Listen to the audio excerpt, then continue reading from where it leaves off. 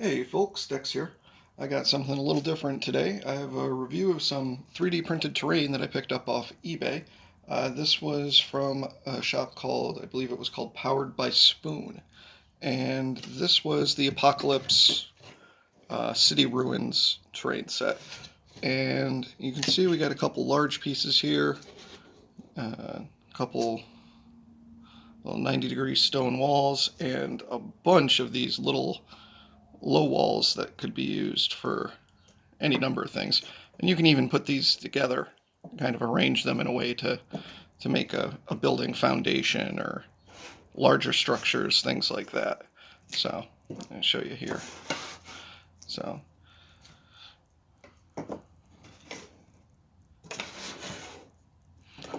so you could even do something like that if you wanted to make a little foundation of some sort, and then you have these larger pieces.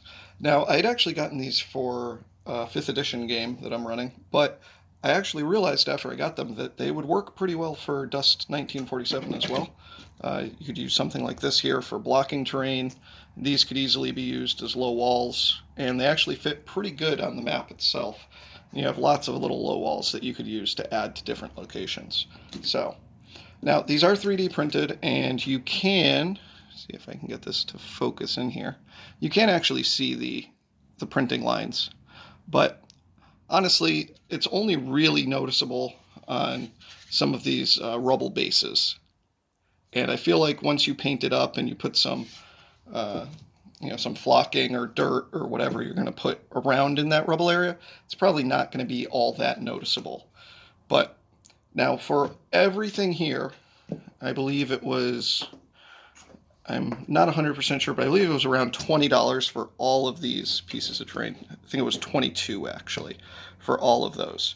Now, I did actually get another piece, and this one was one single, well, I say single, but it's actually two pieces.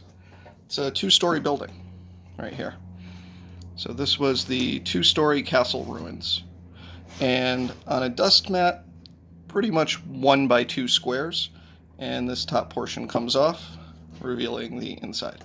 Now, I haven't cleaned any of this up. I haven't sanded anything, I haven't primed anything, but I think that after it's sanded and primed, it would actually look pretty good. And the two-story castle, I think, was a little bit more. I think that one was like $25. But honestly, not too bad given the size, and the print quality is pretty good. Like I said, I have not cleaned any of this up yet. But I think once it's got a little bit of sanding done, a little bit of priming, some dry brushing, it's going to look good. It'll be a nice addition.